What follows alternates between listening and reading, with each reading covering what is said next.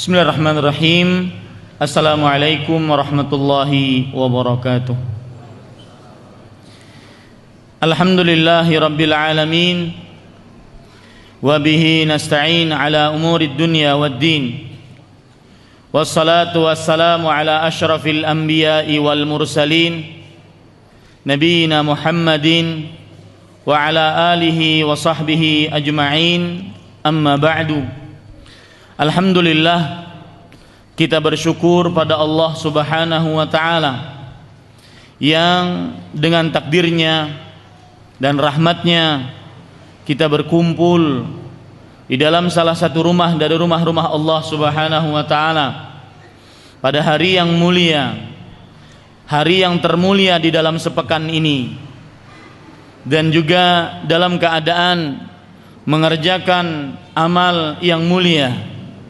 Maka sungguh di dalam keadaan kita sekarang terdapat beberapa hal yang mulia yang Allah Subhanahu wa ta'ala kumpulkan dalam diri kita.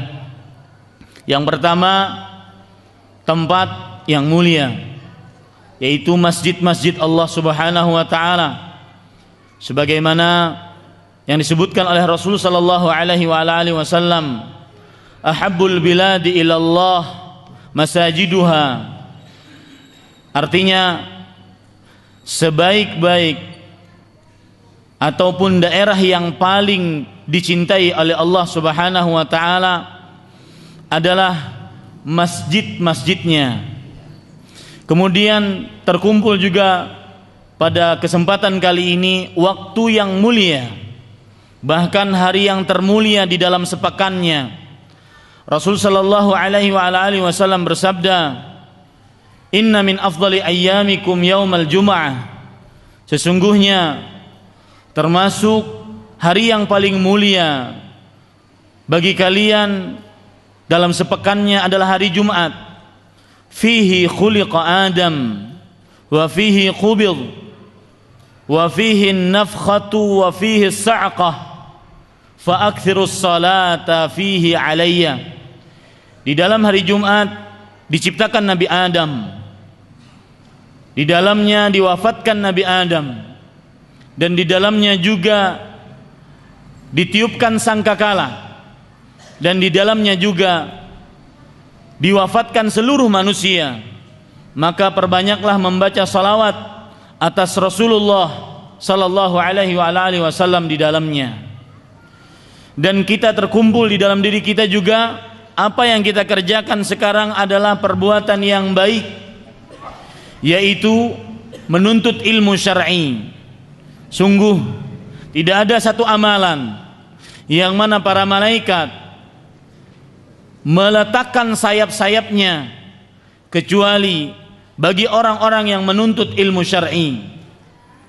Rasulullah sallallahu alaihi wasallam bersabda, "Wa innal malaikata la tadau ajnihataha li talibil ilmi ridwan bima yasna'." Sesungguhnya para malaikat benar-benar meletakkan sayap-sayapnya untuk para penuntut ilmu, agar dijalani oleh orang-orang yang menuntut ilmu, karena para malaikat rela, ridha dengan apa yang diperbuat oleh orang-orang yang menuntut ilmu. Jadi kita bersyukur kepada Allah Subhanahu wa ta'ala pada kesempatan kali ini, di hari ini, di tempat ini, dalam keadaan seperti ini, kita diberikan kebaikan, kebaikan tempat, kebaikan waktu, dan kebaikan perbuatan yang kita kerjakan. Semoga amal ibadah kita diterima oleh Allah Subhanahu wa ta'ala, dan akhirnya kita mendapatkan ilmu yang bermanfaat, yang bisa menjadi bekal kelak kita pada hari kiamat. Allahumma amin.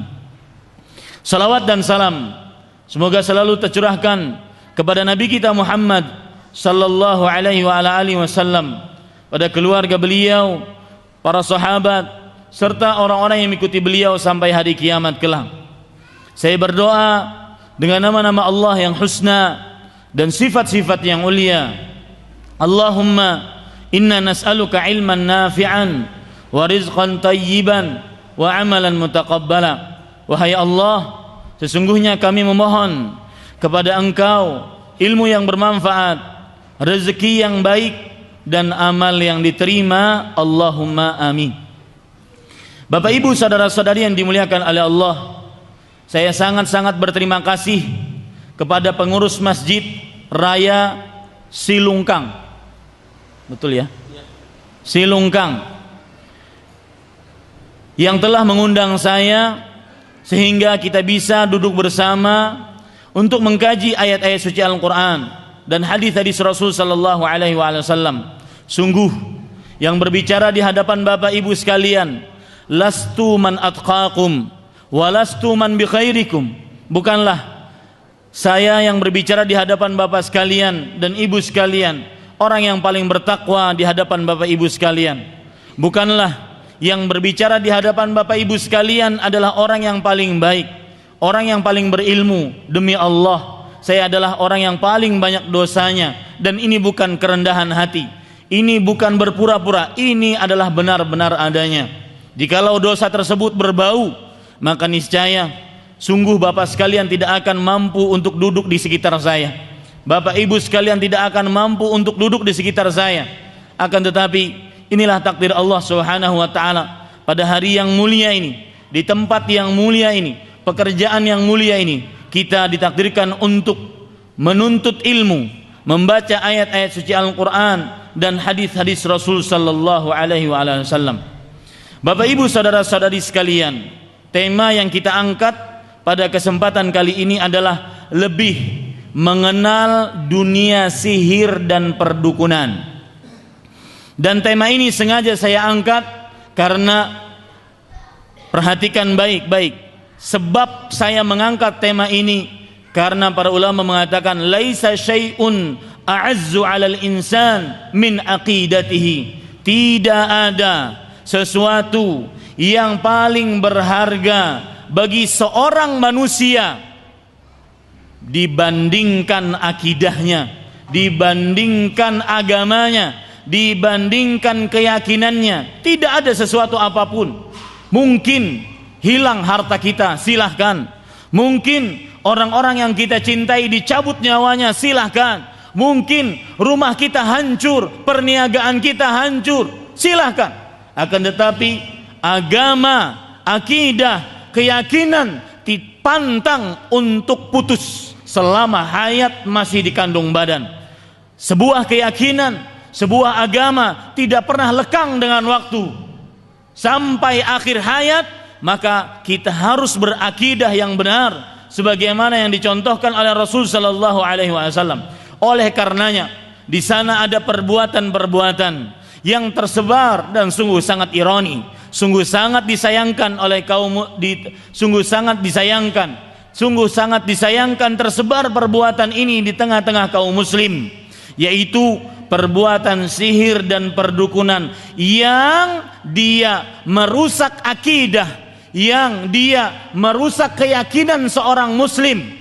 Dan sekali lagi saya katakan, laisa syai'un a'azzu 'alal insan min aqidatihi. Tidak ada sesuatu yang paling berharga, sesuatu yang paling mulia, sesuatu yang paling mahal bagi seorang manusia dibandingkan akidahnya. Oleh karenanya sangat tercela orang tua. Ini lagi model di zaman sekarang. Sangat tercela orang tua apabila sang anak, terutama anak perempuan, berpindah agama, apalagi hanya gara-gara cinta. Ya, sangat tercela sekali seorang orang tua yang membiarkan anak-anaknya, terutama anak-anak perempuan, gara-gara cinta pindah agama. Kenapa? Karena agama adalah sesuatu yang paling mendasar dalam kehidupan diri seorang muslim. Agama adalah yang paling berharga.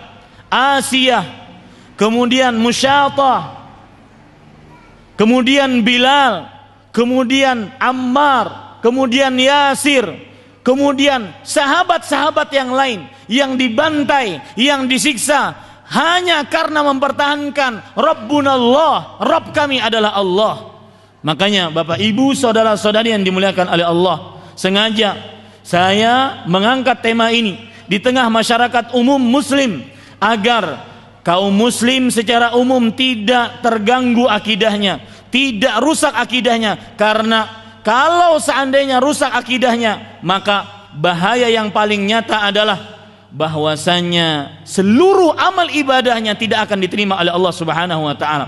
Apapun yang kita kerjakan dari amal ibadah, ketika akidah kita, keyakinan kita hancur, rusak, digerogoti dengan kesyirikan dan kekafiran, maka puasa, sholat, zakat, haji, umroh, baca Quran, berdoa, sedekah, dan seluruh amal ibadah tidak akan pernah diterima oleh Allah Subhanahu wa taala. Allah Subhanahu wa taala berfirman di dalam Al-Qur'an, "Walau asyraku lahabita anhum ma kanu ya'malun." Kalau seandainya mereka melakukan kesyirikan, maka sungguh mereka amalan apa yang telah mereka amalkan akan terhapus.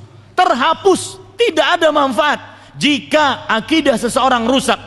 Ini disebutkan oleh Allah Subhanahu wa taala dalam surat Al-An'am ayat 88. Bapak Ibu saudara-saudari yang dimuliakan oleh Allah, materi kita panjang, waktu saya sempit. Akan tetapi insya Allah mudah-mudahan bisa mencukupi dan bisa dimaklumi insya Allah ta'ala apa yang akan disampaikan kelak. Poin yang pertama yang ingin kita bahas pada kesempatan kali ini adalah pengertian sihir. Apa itu sihir? Sihir dalam bahasa Arab as-sihru, dan setiap kata dalam bahasa Arab diambilkan dari 3 huruf ini, sin, ha, dan ra, sihrun, maka menunjukkan kepada beberapa makna. Sihir secara bahasa jika diambil dari 3 huruf sin, ha, dan ra, setiap kata dalam bahasa Arab yang diambilkan dari huruf sin, ha, dan ra menunjukkan kepada beberapa makna. Yang pertama, trik licik, at-tamwih bil hiyal, trik licik. Yang kedua, penipuan. Yang ketiga, hal yang tersembunyi. Yang keempat, pelencengan dari jalur yang lurus. Yang kelima, kelembutan. Ini pengertian sihir secara bahasa. Saya ulangi, pengertian sihir secara bahasa adalah trik yang licik, tipuan, sesuatu yang tersembunyi, melenceng dari jalur yang lurus. Yang kelima adalah hal yang lembut.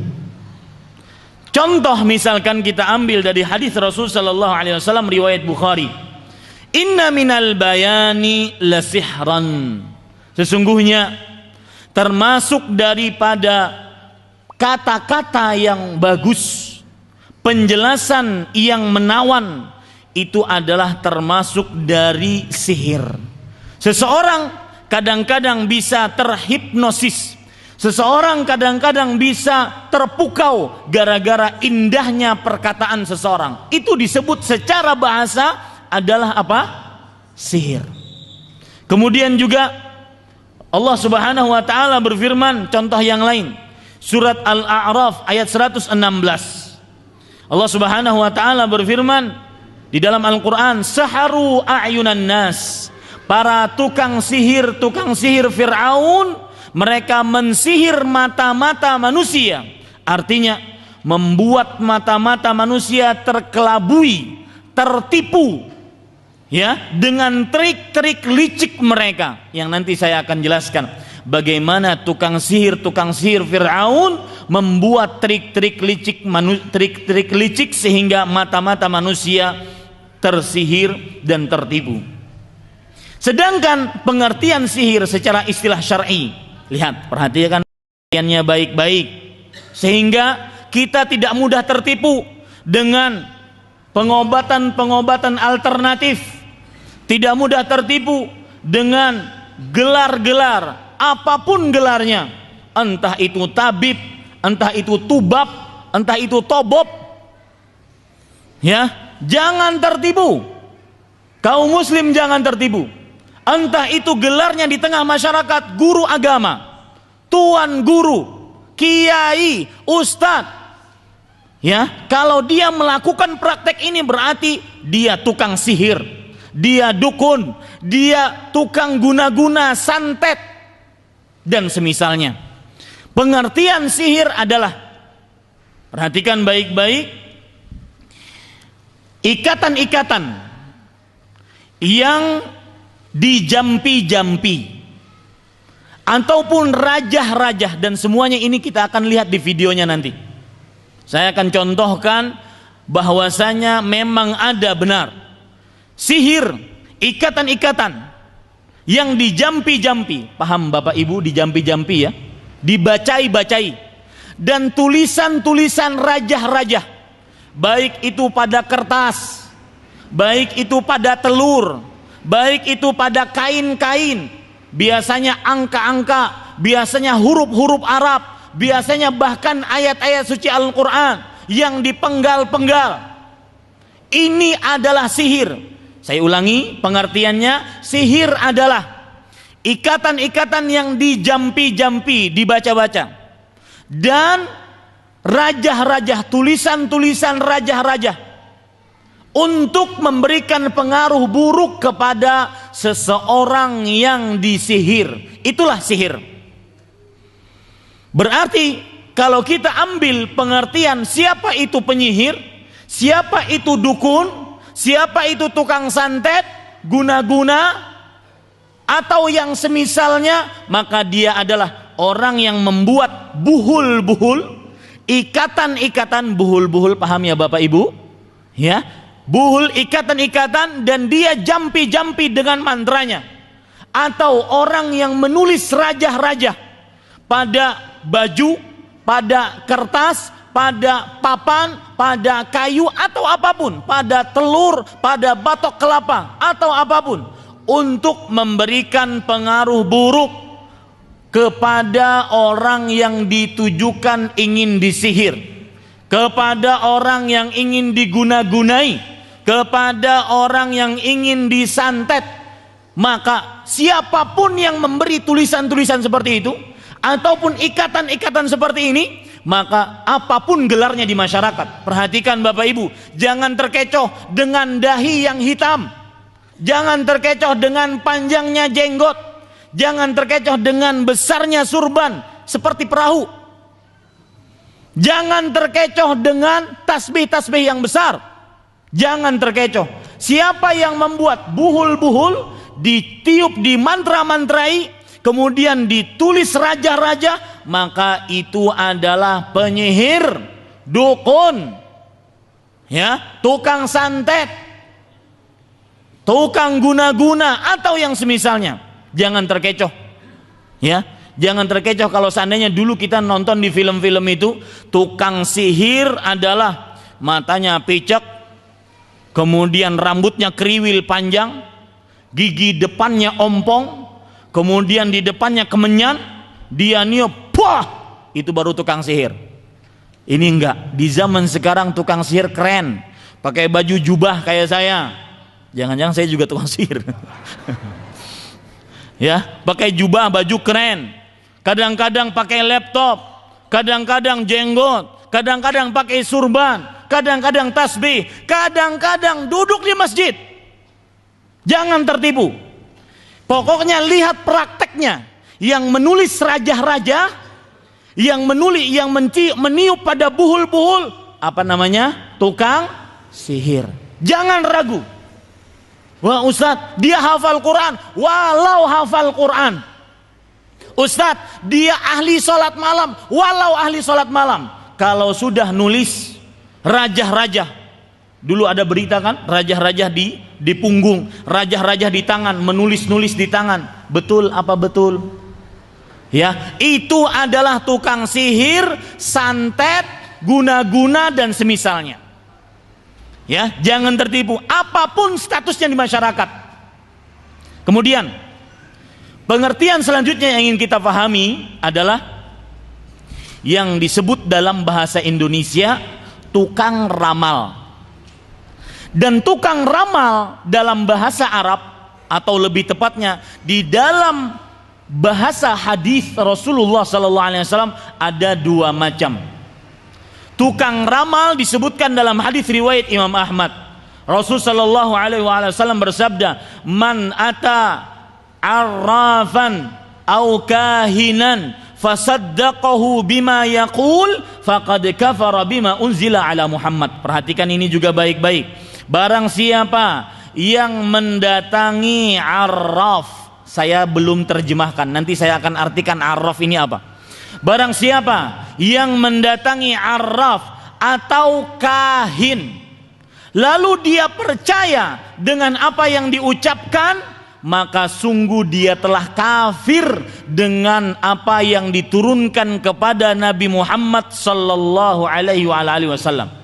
Lihat penjelasan seorang ulama besar, Al-Imam Al-Baghawi rahimahullahu ta'ala, dalam kitab beliau Syarhus Sunnah. Beliau menjelaskan apa itu arraf.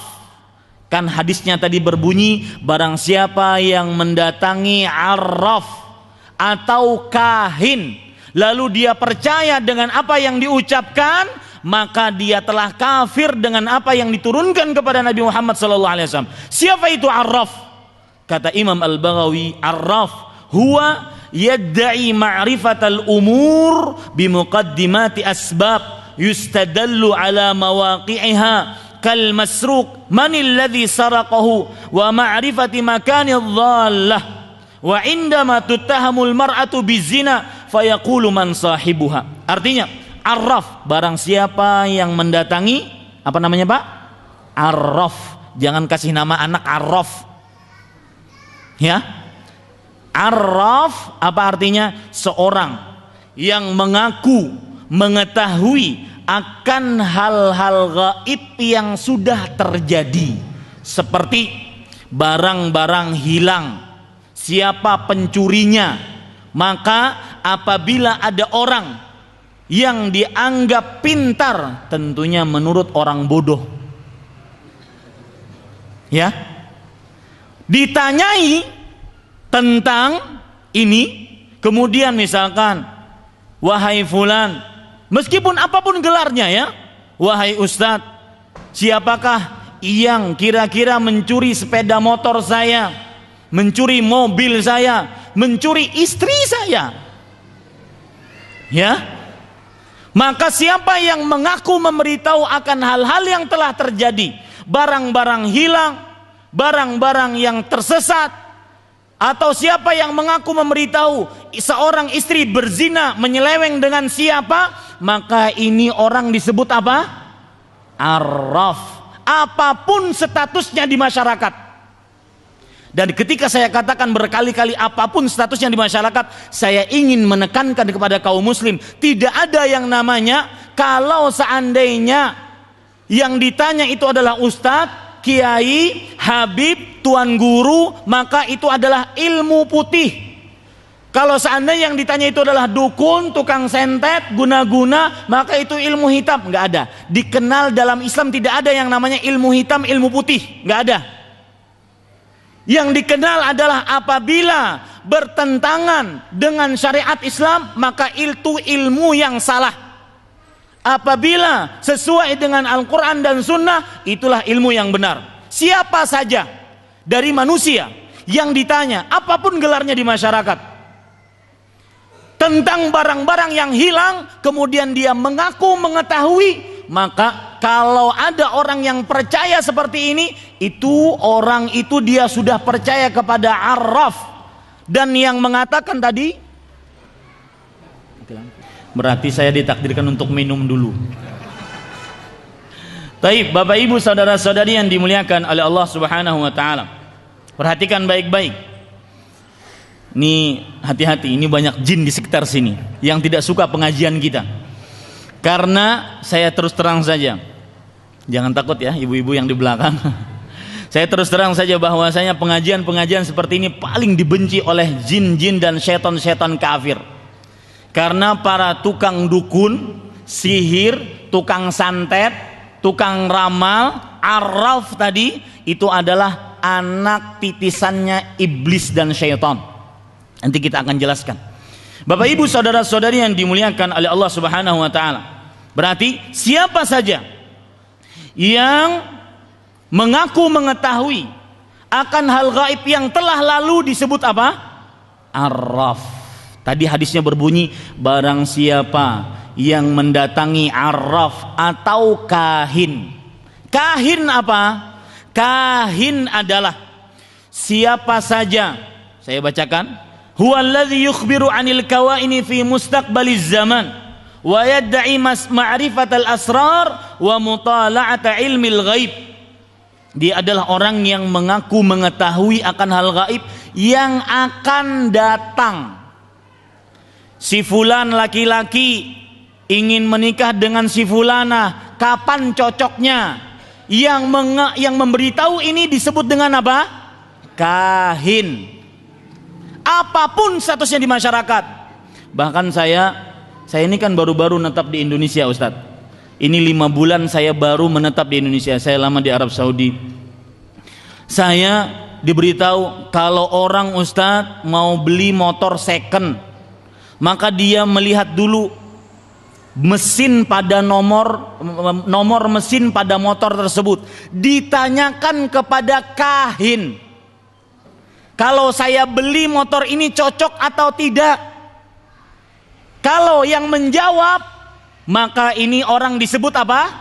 Kahin. Apapun statusnya di masyarakat, yang menjawab maka ini disebut kahin, apapun statusnya di masyarakat. Ya, misalkan si fulan laki-laki, calon mempelai laki-laki ingin menikah dan hari kelahirannya tanggal 13 bulan Agustus tahun 1980.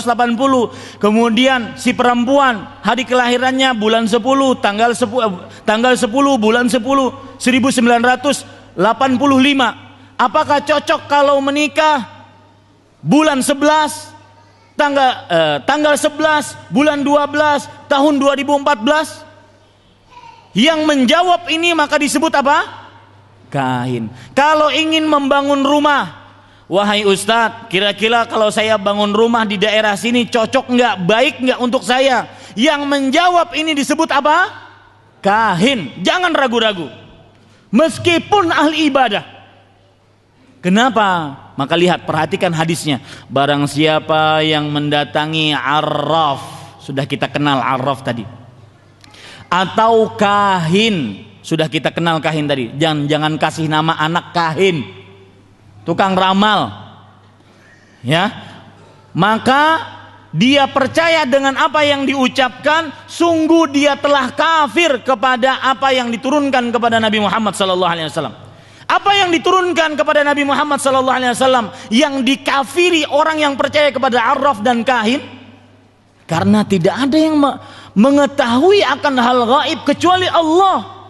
Allah Subhanahu wa taala berfirman di dalam surat An-Naml ayat 65, "Qul la ya'lamu man fis samawati wal ardhil ghaiba illallah."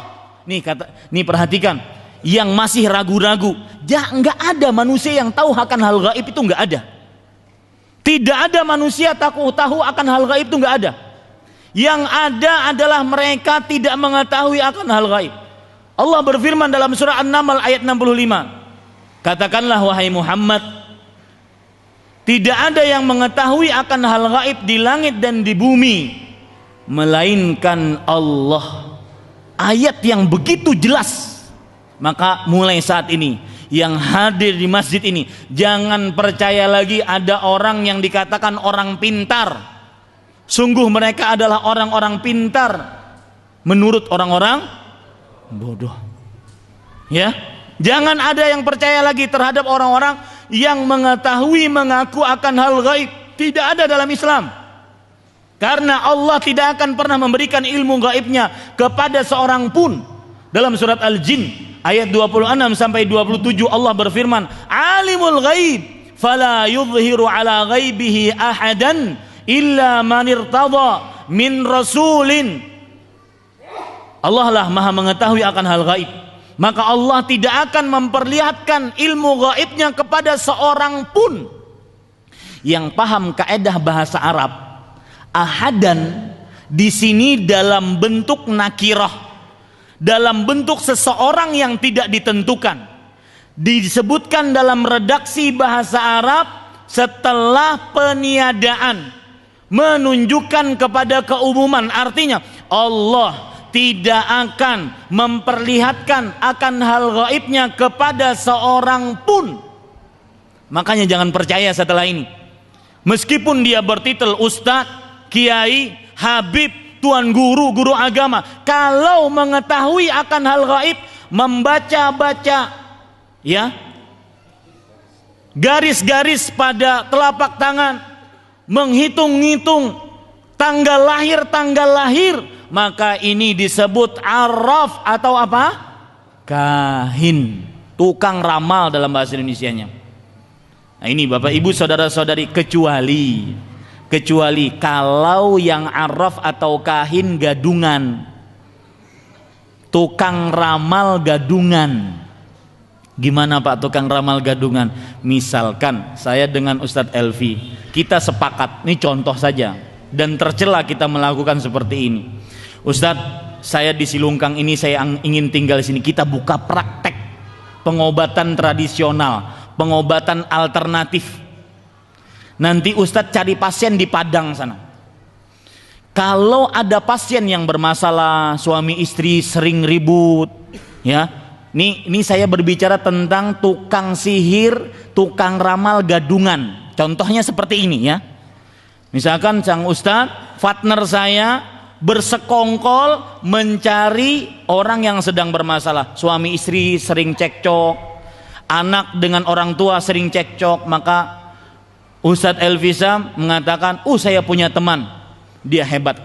Sebelum kamu duduk nanti di rumahnya, dia sudah tahu nama kamu siapa. Dia sudah tahu nama kamu siapa. Maka Ustadz dapat pasien di Padang sana. Pergi kamu ke Silungkang. Namanya di sana ada Tabib Ahmad Zainuddin. Datanglah orang tersebut. Ustadz di zaman sekarang apalagi mudah sekali. Tinggal telepon, SMS. Ustadz, nanti hari Senin akan datang si fulan. Namanya ini, dia lahir, dia tinggal di Padang, kemudian masalahnya ini. Benar, si fulan tadi percaya kepada saya, sang tabib terkenal tadi. Datanglah. Sebelum duduk sudah saya katakan, silahkan wahai Bapak Ahmad, silahkan duduk. Saya tahu permasalahan Anda, sebenarnya Anda sedang bercekcok dengan istri Anda. Betul apa tidak? Orang ini langsung, benar ya, ini ternyata benar dikatakan Ustadz Elvisam. Jadi benar-benar tahu ini tukang ramal gadungan. Di zaman sekarang sangat mudah tukang ramal gadungan.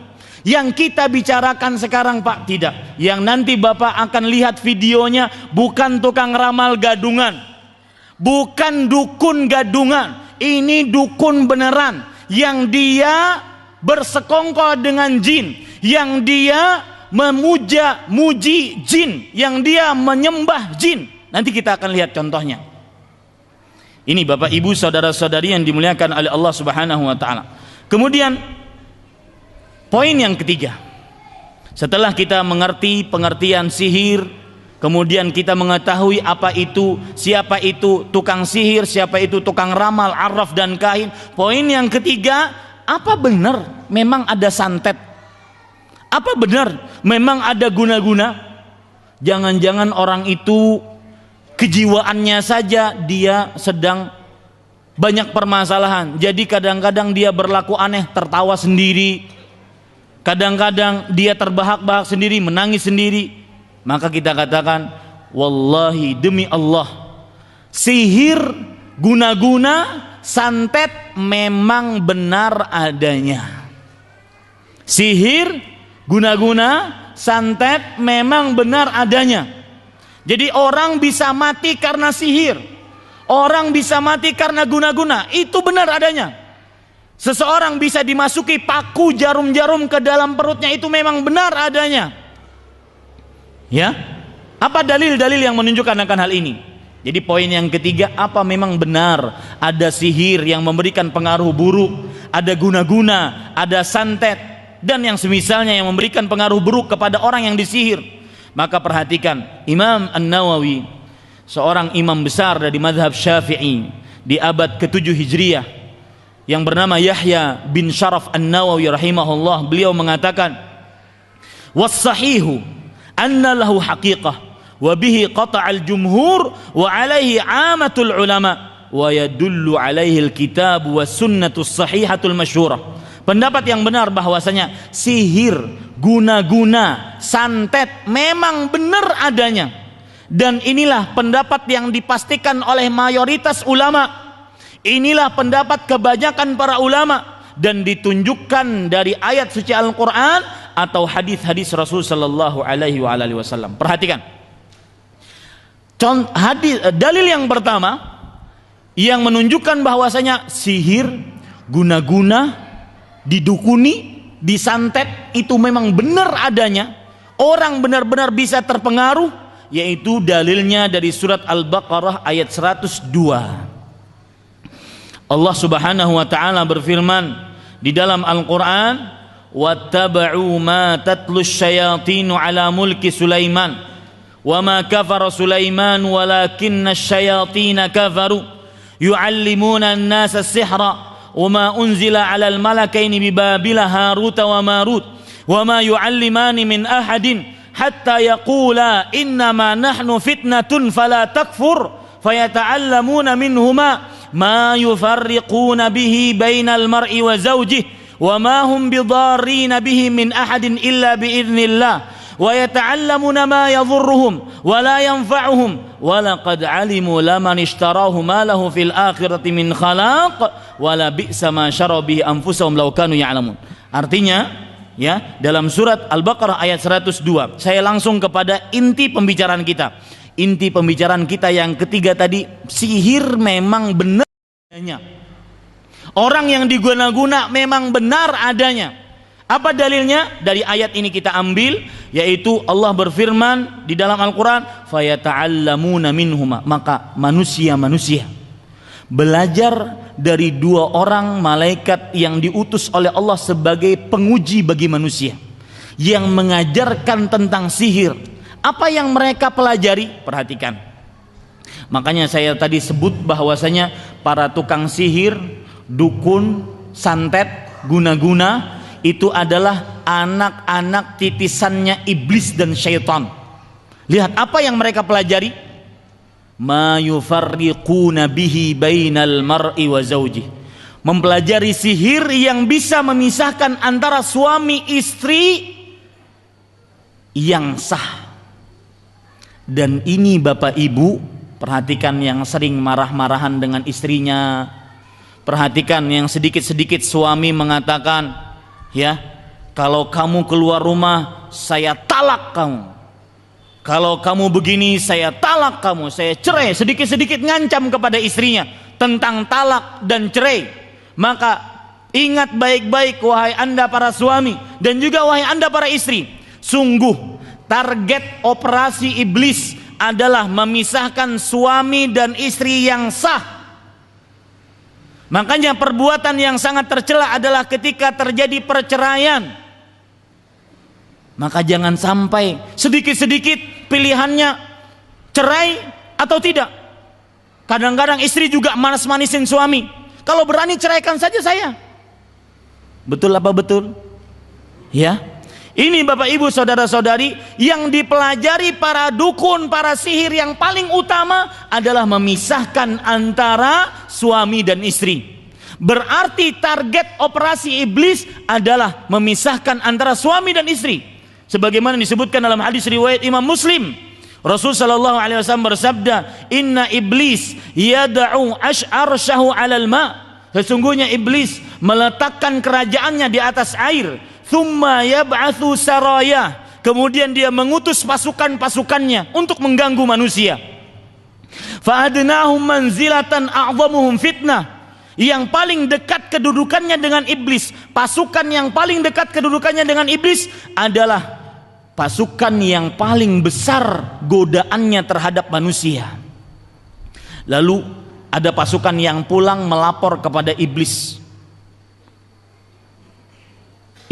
pasukan yang pulang tersebut mengatakan fa'altu kadza wa kadza, aku telah menggoda manusia begini begini. Kata iblis kepada si pasukan tersebut, ma fa'alta ma sana'ta syai'an, kamu tidak melakukan apa-apa. Datang lagi yang lain, pasukan yang lain melapor kepada komandannya, kepada iblisnya. Maka dia mengatakan, ma taraktu hatta farraqtu bainahu wa baina imraati, tidaklah aku tinggalkan. Lihat, perhatikan nih, yang sekarang lagi marah-marahan, yang sekarang lagi ya diambang perceraian. Perhatikan, pikir baik-baik. Apa yang Anda lakukan, perceraian dan talak itu adalah target operasi iblis. Ketika ada pasukan iblis mengatakan, tidaklah aku tinggalkan si laki-laki ini kecuali sudah aku pisahkan, aku ceraikan dia dengan istrinya yang sah. Kemudian iblis mengatakan kepada si pasukan tersebut, ni'ma anta, engkau adalah pasukanku yang paling terbaik. Maka Bapak Ibu saudara-saudari perhatikan, yang mudah-mudah mengatakan cerai, suami yang mudah-mudah sedikit-sedikit cerai, sedikit-sedikit talak. Ada anekdot menarik Pak. Ini sedikit intermezzo ya Pak, sedikit kita berbicara tentang anekdot. Ada suami yang sering mengucapkan cerai kepada istrinya. Wahai istriku, kamu kalau mangap, begitu, mangap di depanku, kamu saya cerai. Sang suami mengatakan seperti itu. Kalau mangap di depanku, mulut kamu, maka kamu saya cerai. Suatu hari sang istri memasak terong. Dalam bahasa Arab, terong itu disebut badinjan. Apa namanya? Badinjan. Mangap kan mukanya, mulutnya? Badinjan. Kemudian sang suami nanya kepada istrinya, wahai istriku, hari ini masak apa? Sang istri bingung, kalau saya jawab saya mangap dicerai nanti. Diam aja dia. Wahai istriku, hari ini masak apa? Diam aja dia. Karena kalau mangap apa? Cerai. Kalau mangap kena talak. Wahai istriku, kamu kalau nggak jawab saya cerai. Kalau kamu nggak jawab saya cerai. Maka akhirnya dengan terpaksa sang istri mengatakan badinjan. Akhirnya dia mangap kena cerai juga. Ini Bapak Ibu ya, opsi cerai jangan jadikan pilihan yang paling pertama. Sedikit-sedikit masalah cerai, sedikit-sedikit masalah cerai. Ini adalah target operasi iblis. Iblis ingin kita bercerai. Suami istri ketika bergaul di atas ranjang dia dapat pahala. Kalau sudah banyak terjadi perceraian, yang akan terjadi apa? Perzinahan. Itu yang diinginkan oleh iblis. Itu yang dikatakan oleh Allah Subhanahu wa taala, la tattabi'u khutuwati syaitan. Jangan engkau mengikuti langkah-langkah syaitan, yaitu dengan mengadakan perceraian. Karena kalau ada perceraian, innahu ya'muru bil fahsya. Sesungguhnya iblis, syaitan mengajak seseorang untuk perbuatan fahsya. Dan sihir, ilmu yang paling pertama dia pelajari adalah memisahkan antara suami dan istri yang sah. Nah, ini dalil yang menunjukkan bahwasanya sihir memang benar adanya. Imam Asy-Syaukani rahimahullah dalam kitab beliau Fathul Qadir mengatakan, fi isnadit tafriq ila as-sahrah wa ja'ala as-sihra sababan lidzalika dalilun anna lis-sihri ta'thiran fil qulub bil hubbi wal bughdhi wal jam'i wal furqati wal qurbi wal bu'd. Artinya, dalam penyandaran terpisahnya suami istri kepada para tukang sihir dan dijadikannya sihir adalah penyebab terpisahnya suami istri, ini bukti bahwasanya sihir memang mempunyai pengaruh buruk di dalam hati, baik rasa cinta atau rasa benci, baik ingin mendekat atau ingin menjauh, baik ingin bersatu atau ingin berpisah. Maka saya nasihatkan kepada siapa saja, mungkin ada yang hadir di sini dan saya kira tidak ada yang hadir di sini, para tukang sihir ataupun yang melakukan seperti itu, bertaubatlah kepada Allah. Hati-hati Pak, dosa orang yang terzalimi itu kabul. Ya, saya ingin bercerita, di Arab Saudi itu ada namanya kepolisian amar ma'ruf nahi mungkar. Kalau bahasa Indonesianya polisi agamanya Arab Saudi. Di polisi keagamaan Arab Saudi itu ada divisi pemberantasan perdukunan dan sihir. Kalau di Indonesia ada Komisi Pemberantasan Korupsi. Kalau di sana ada KPD, Komisi Pemberantasan Perdukunan. Kalau di sana ada seorang syekh yang bernama Adil bin Muqbil bin Tahir Al-Muqbil. Beliau ini adalah kepala KPD-nya, kepala kepolisian agama divisi pemberantasan sihir dan perdukunan. Beliau pernah bercerita bahwasanya, perhatikan Bapak Ibu saudara-saudari yang dimuliakan oleh Allah Subhanahu wa taala, bahwasanya beliau pernah menangkap seorang dukun asli, bukan gadungan ya, dukun asli, dan ditangkapnya beliau lama berjam-jam nunggu dukun tersebut keluar dari masjid. Jadi ahli masjid, jadi dukun tersebut ahli masjid, ditunggu lama sekali baru ditangkap. Ketika ditangkap, si dukun ini dibawa ke kantor, kemudian dia menangis. Dan saya akan contohkan, saya akan lihatkan tadi beliau Syekh Adil ini nanti dalam videonya.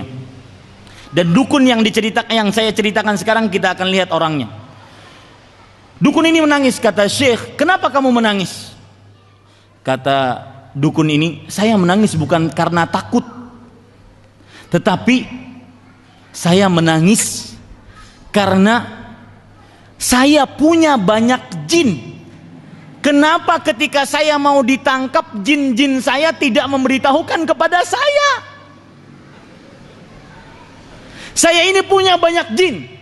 Kenapa ketika mau ditangkap, jin-jin saya tidak memberitahukan kepada saya, biar saya mengelak atau kabur atau lari? Maka kata Syekh ini, ingat, kata Syekh, tidak ada sebab kecuali 3 sebab. 3 ada yang keempat. Yang pertama, mungkin, ini yang saya katakan, makanya yang kita bicarakan sekarang ini dukun beneran. Mungkin kamu pengorbananmu, penyembahan dirimu kepada jin itu kurang, sesajimu kepada jin kurang. Maka kata si dukun ini, tidak, saya punya perempuan di rumah. Ingat ibu-ibu, kata perempuan kalau untuk dukun beneran, tukang sihir beneran, ini bukan sekedar hanya berzina. Mereka sudah lewat dari itu. Mereka sudah lewat dari hawa nafsu seksualitas, sudah lewat mereka. Ngapain perempuan ada di rumah tukang sihir dan dukun ini? Ketika dia mengatakan, untuk sesaji saya tidak mungkin kurang, saya punya perempuan di rumah. Apa maksudnya? Kapan perempuan tersebut haid, maka saya ambil darahnya, kemudian saya tuliskan ayat kursi dengan darah haid tersebut. Ini orang yang benar-benar menyembah kepada jin. Jadi untuk sesaji saya tidak mungkin kurang.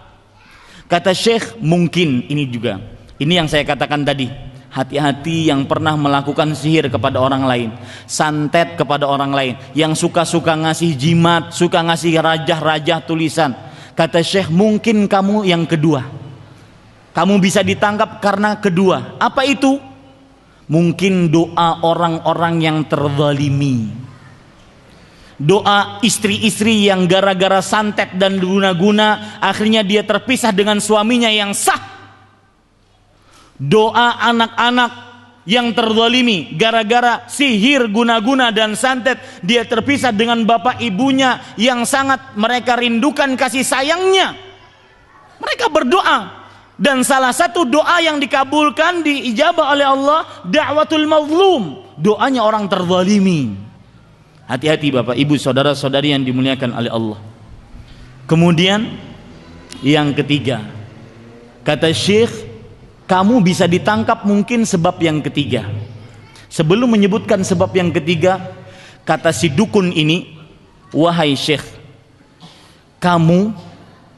saya dengan bantuan jin-jin saya bisa beritahukan semua tukang sihir yang ada di Arab Saudi ini.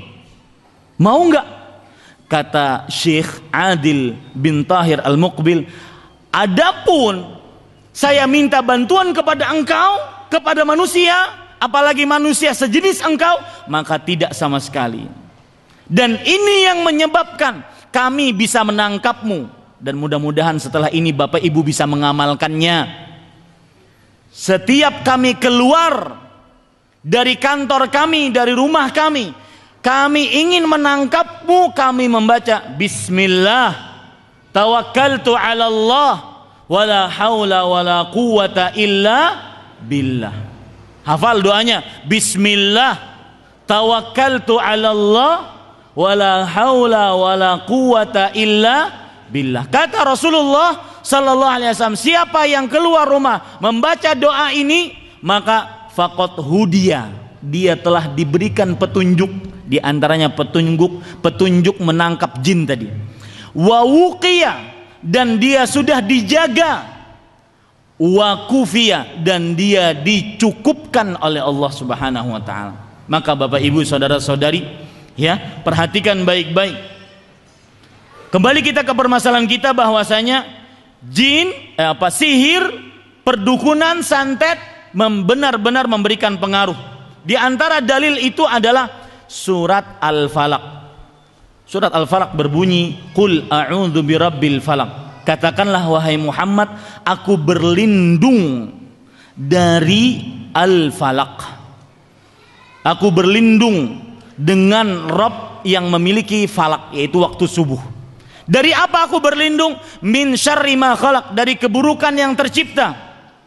Kemudian sampai kepada ayat wa min syarrin naffatsati fil 'uqad. Dan ini perhatikan baik-baik. Dan aku berlindung dari wanita-wanita tukang sihir yang meniup di buhul-buhul. Ya. Aku berlindung dari keburukan-keburukan wanita-wanita penyihir yang meniup pada buhul-buhul. Kata Imam Ibnu Qudamah, ulama bermadzhab Hambali, dalam kitab beliau Al-Mughni, beliau mengatakan, walaula anna sihra lahu haqiqah lama amarallahu bil isti'adati minhu. Kalau seandainya sihir tidak mempunyai hakikat, maka Allah Subhanahu wa taala tidak akan pernah memerintahkan kita untuk minta perlindungan dari keburukan wanita-wanita penyihir. Dan ingat, saya katakan berdasarkan surat tadi, min syarrin naffatsati fil 'uqad, aku berlindung dari wanita-wanita penyihir yang meniup pada buhul-buhul. Bapak, Ibu, saudara-saudari sekalian, setiap sihir selalu ada buhul-buhulnya, pasti. Ya, setiap sihir selalu ada ikatan-ikatannya, dan ikatannya itu biasanya disimpan di tempat yang terpencil, jarang dijamah oleh manusia agar tidak diketahui oleh manusia. Kenapa? Karena selama ikatan-ikatan itu, buhul-buhul yang sudah dijampi-jampi tadi, raja-raja yang sudah ditulis-tulis tadi, selama dia masih utuh, selama itu pula pengaruh sihir ada pada orang tersebut. Makanya cara yang paling mudah mengobati sihir adalah cari buhul itu. Yang sekarang keluarga kita kena sihir, diguna-guna, disantet, cari buhulnya, pasti ada. Nanyanya sama siapa, Ustadz? Ini masalahnya. Kalau Nabi Muhammad SAW dalam hadis riwayat Bukhari, Aisyah radhiyallahu anha pernah bercerita, suhiran Nabi sallallahu alaihi wasallam. Nabi Muhammad sallallahu alaihi wasallam pernah disihir, dan Nabi Muhammad sallallahu alaihi wasallam kena sihir tingkatan paling tinggi. Karena memang para nabi ketika diuji dengan ujian paling tinggi, tidak seperti manusia biasa. Sihir paling tinggi bagaimana? Kata Aisyah radhiyallahu anha menceritakan ketika Nabi kena sihir, hatta innahu la yukhayyalu ilaihi annahu yaf'alu syai' wa ma fa'alahu. Sampai-sampai dikhayalkan kepada Rasulullah beliau melakukan sesuatu padahal beliau belum melakukannya. Contohnya, beliau dikhayalkan kepada pikiran beliau sudah menggauli Aisyah padahal belum menggaulinya. Itu kan tersiksa. Seorang suami yang sudah berhasrat, naik libidoitasnya, naik hasratnya kepada perempuan, ketika mau menggauli dikhayalkan kepada beliau, kayaknya sudah nih, yang lain aja deh lagi. Begitu juga istri selanjutnya, kayaknya ini juga sudah, yang lain aja lah. Terus seperti itu. Ini adalah sihir tingkat tinggi yang didapati oleh Rasulullah sallallahu alaihi wasallam. Nah, kemudian beliau berdoa kepada Allah. Ketika setelah berdoa, beliau bermimpi. Di dalam mimpinya didatangi oleh dua malaikat. Rasul sallallahu alaihi wasallam bersabda, "Ja'ani rajulan fajalasa ahaduhuma 'inda ra'si wal akharu 'inda rijlayya." Ketika aku tidur, ada dua malaikat yang datang, satu di sisi kepalaku, satu di sisi kakiku. Yang satu bertanya,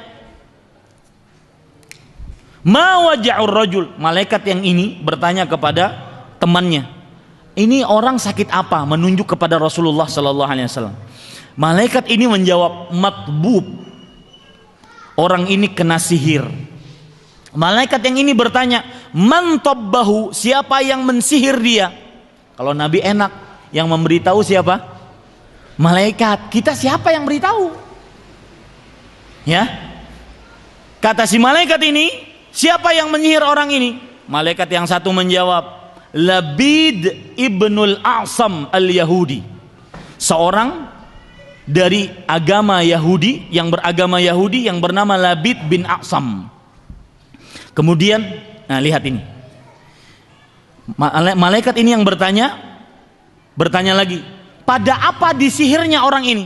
Lihat, selalu Pak, sihir itu selalu ada buhul-buhulnya. Kata malaikat ini yang menjawab, orang ini menunjuk kepada Rasulullah, disihir kenapa? Karena rambut-rambut beliau yang diambil dari sisir beliau, kemudian diikat-ikat, dijampi-jampi, akhirnya kena sihir. Diletakkan di mana ikatan-ikatan tadi? Sebelum saya sebutkan diletakkan di mana, makanya hati-hati. Anak-anak ibu, bapak-bapak yang sedang pacaran, meskipun dalam Islam tidak benar adanya pacaran, tapi kalau terjadi, dan saya tidak melegalkan, jangan suka-suka ngasih baju, ngasih jaket, ngasih alat-alat atau bahan-bahan yang sangat kental dengan tubuh kita. Foto, ngasih ini, itu sangat mudah disihir. Terutama di zaman yang informasi serba canggih. Kita meletakkan foto pada media-media sosial, memberikan kopiah, memberikan cincin, memberikan, bahkan kadang-kadang memberikan sampai peralatan dalam. Ini hati-hati, sangat mudah disihir. Rambut, ya, sangat mudah kena sihir. Maka perhatikan Bapak Ibu saudara-saudari yang dimuliakan oleh Allah Subhanahu wa taala. Di mana diletakkan buhul-buhul tadi? Ternyata di sumur yang bernama Dhi Arwan. Di sumur yang bernama Dhi Arwan. Lalu setelah bangun, sadar Rasulullah SAW bangun dari tidurnya, beliau akhirnya pergi ke sumur Dhi Arwan dan mengambil buhul-buhul tadi, kemudian beliau buka. Kalau sudah dibuka, dengan izin Allah, sihirnya pasti hilang. Makanya saya katakan dari awal tadi, kapan Anda ingin mengobati orang yang kena sihir, cari itu buhul. Ustadz, kalau Nabi Muhammad diberitahukan oleh Allah melalui malaikat, kita siapa yang beritahu? Maka jawabannya kita bisa apa? Berdoa agar Allah memberitahukan kepada kita. Di mana buhul-buhul tadi? Tidak ada pengobatan terhadap sihir yang paling manjur dibandingkan seseorang diambil buhulnya, kemudian dibuka, dibaca-bacai, kemudian dihancurkan. Itu menghancurkan sihir. Kejadian Pak ini di Arab Saudi. Seorang tukang sihir ditangkap, kemudian diintegrasi oleh polisi keagamaan tadi, divisi pemberantasan sihir dan dukun tadi, Di mana biasanya orang-orang membuang buhul-buhul. Tahu Pak, di mana? Bapak mungkin yang pernah haji dan umroh tahu Jeddah. Di Jeddah itu ada Laut Merah. Di samping-samping Laut Merah ternyata orang banyak buhul. Maka diadakan, ya nanti kalau seandainya cukup waktunya saya perlihatkan para penyelam-penyelam. Diperintahkan menyelam, menyisiri pesisir pantai Laut Merah, mesisir Laut Merah. Puluhan pekerjaan-pekerjaan sihir, puluhan buhul-buhul didapatkan, kemudian dihancurkan satu-satu. Setelah itu banyak sekali keluarga, puluhan, ratusan keluarga yang menelpon kepada divisi pemberantasan sihir dan perdukunan ini. Alhamdulillah, keluarga kami menjadi sehat kembali.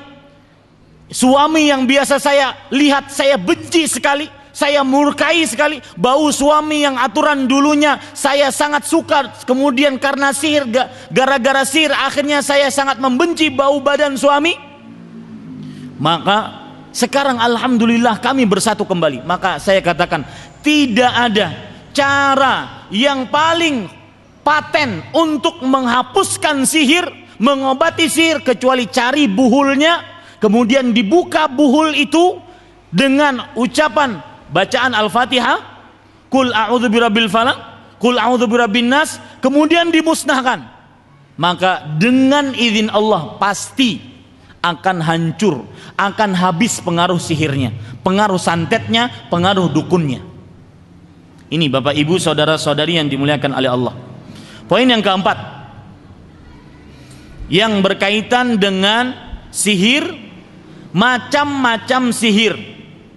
Macam-macam sihir, macam-macam sihir, santet, dukun dan semisalnya. Sihir yang pertama adalah sihir khayalan. Ini yang saya ingin ceritakan tadi, sihir tentang tukang sihir Fir'aun melawan Nabi siapa? Nabi Musa. Di dalam surat Thaha ayat 65 disebutkan bagaimana terjadi perseteruan, perkelahian antara tukang sihir Fir'aun dengan Nabi Musa.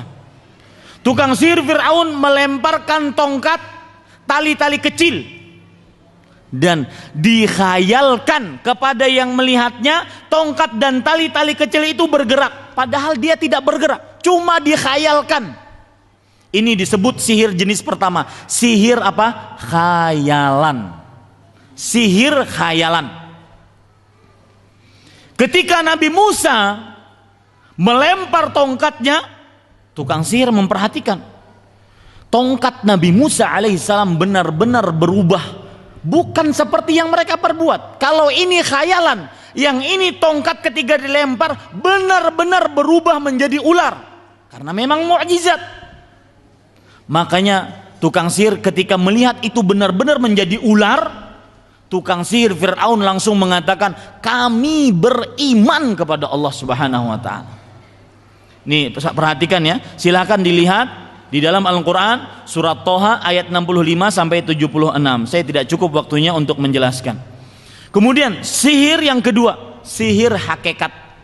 Kalau dalam bahasa Indonesia sihir hakikat ini santet, guna-guna, pelet, ini sihir hakikat.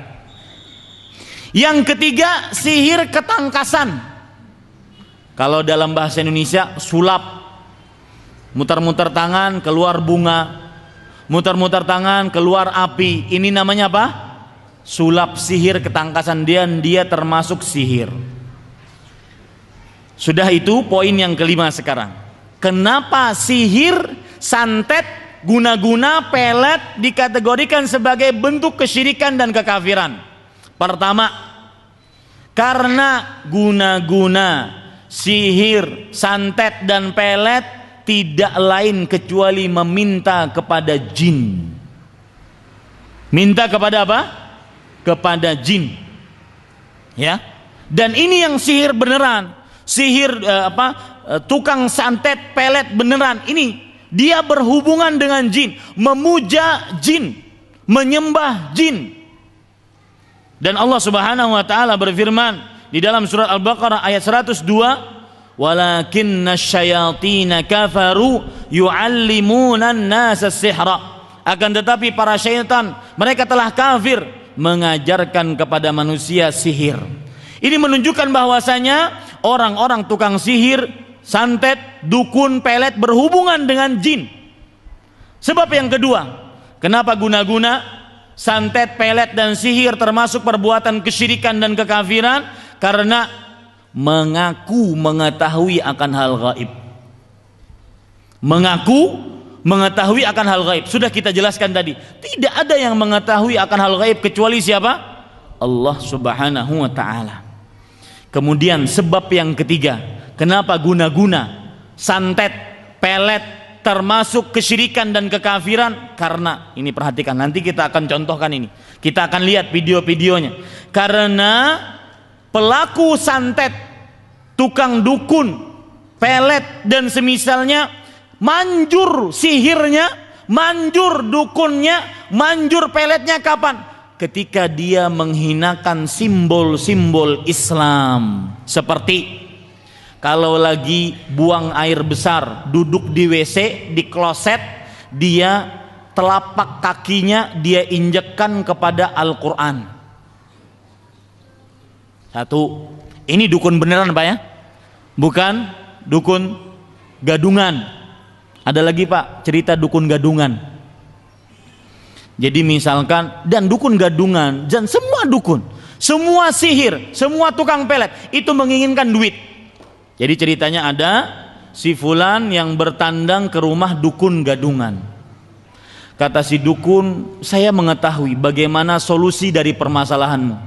Cuma untuk memberikan solusi kepada permasalahanmu, misalkan barang hilang ataupun suami istri sering cekcok, maka saya punya satu syarat. Syaratnya apa? Syaratnya kamu harus menghadirkan seekor binatang. Binatang apa? Binatangnya mungkin agak mudah, agak sulit dicari. Binatangnya tikus. Hadirkan kepada saya tikus. Maka kita akan bisa meredakan cekcokmu dengan istrimu, cekcokmu dengan bapak atau ibumu. Tikus, tapi nggak sembarangan tikus. Oh, tikus apa Ustadz? Tikus apa Mbah? Tikus yatim.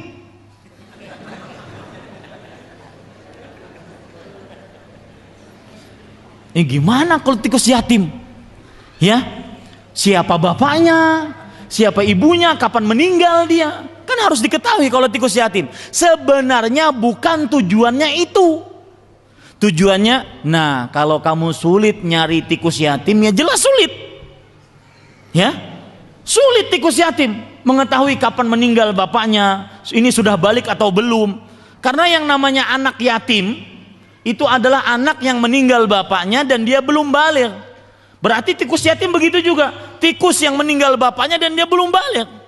Kapan kebalikan tikus kita harus tahu. Nah ini menunjukkan sulit kan, kata si mbah ini, kata si tukang dukun, sihir, apapun statusnya di masyarakat. Kalau sulit, maka saya punya cara. Tapi harus beli kemenyan, maka saya butuh uang. Ini dia. Ini adalah dukun gadungan. Nah, dukun, santet tidak akan manjur kecuali harus menghinakan simbol-simbol Islam, di antaranya menulis ayat-ayat Al-Quran di telapak kakinya. Yang kedua, seperti yang saya sebutkan tadi dan kita contohkan nanti, menulis ayat kursi dengan darah haid. Yang ketiga, mengerjakan sholat sengaja tanpa berwudu. Kita ketahui syarat sahnya sholat adalah apa? Berwudu.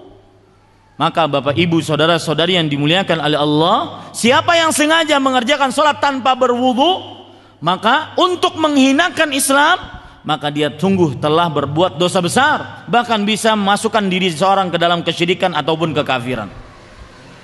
Bapak Ibu saudara-saudari yang dimuliakan oleh Allah, sebelum poin yang terakhir yang ingin saya sampaikan, karena kita di hadapan kita ingin melihat video, apa hukum mendatangi sahir, kahin, arraf, apa hukumnya? Perhatikan dalam hadis riwayat Imam Muslim, Rasul sallallahu alaihi wasallam bersabda, "Man ata arrafan fasa'alahu an syai'in lam tuqbal lahu salatun arba'ina lailah. Barang siapa yang mendatangi arraf. Apa itu arraf, Pak?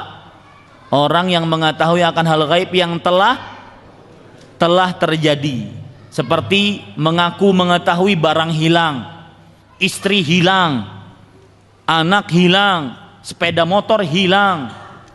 Istri hilang itu nggak ada lain kecuali diambil laki-laki lain, ya, mengetahui pesawat hilang, ya, ini namanya arraf.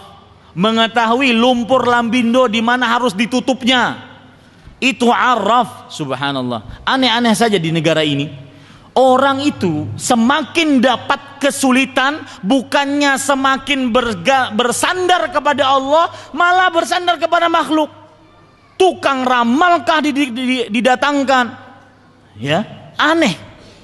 Man ata arrafan, barang siapa yang mendatangi arraf, lalu dia bertanya saja, tidak percaya, cuma nanya, tidak diterima sholatnya 40 hari. Maksud tidak diterima sholatnya 40 hari bukan berarti boleh nggak sholat 40 hari, bukan. Ya, jangan salah paham. Maksud sholatnya tidak diterima 40 hari adalah dia sholatnya gugur kewajibannya tapi tidak ada pahalanya. Dan tidak bisa diqodok sholat tersebut. Ini hukum mendatangi sahir, kahin atau arraf. Yang kedua, Rasulullah SAW bersabda dalam hadis riwayat Imam Ahmad, man ata kahinan au arrafan fasaddaqahu bima yaqul faqad kafara bima unzila ala Muhammad. Barang siapa yang mendatangi arraf atau kahin lalu dia percaya apa yang diucapkan, maka sungguh dia telah kafir dengan apa yang diturunkan kepada Nabi Muhammad SAW. Kalau percaya, kafir terhadap apa yang diturunkan kepada Rasul sallallahu alaihi wasallam, bahwasanya hanya Allah yang mengetahui akan hal gaib. Nah, sekarang Bapak Ibu saudara-saudari yang dimuliakan oleh Allah, kita ingin melihat video. Ya, perhatikan. Ini karena nggak ada laptop di sana, silahkan mungkin dimasukkan. Ya, perhatikan video-video film-film yang akan kita lihat, ya. Dan dari sini insya Allah kita akan mengetahui, ya, mengetahui tanda-tanda tukang sihir dan dukun. Ya, perhatikan, ini buhul dia di menit yang ke-5,47. Ya, menit yang ke-5,47. Perhatikan baik-baik. Nanti Syekh, nah ini yang saya sebut Syekh Adil bin Tahir Al-Muqbil. Ini buhul-buhul. Ya, sihir selalu ada seperti ini. Sihir selalu ada buhul-buhul seperti ini. Selalu ada ikatan-ikatan yang dijampi-jampi. Ya, dan berbagai macam bentuknya. Sihir selalu ada seperti ini.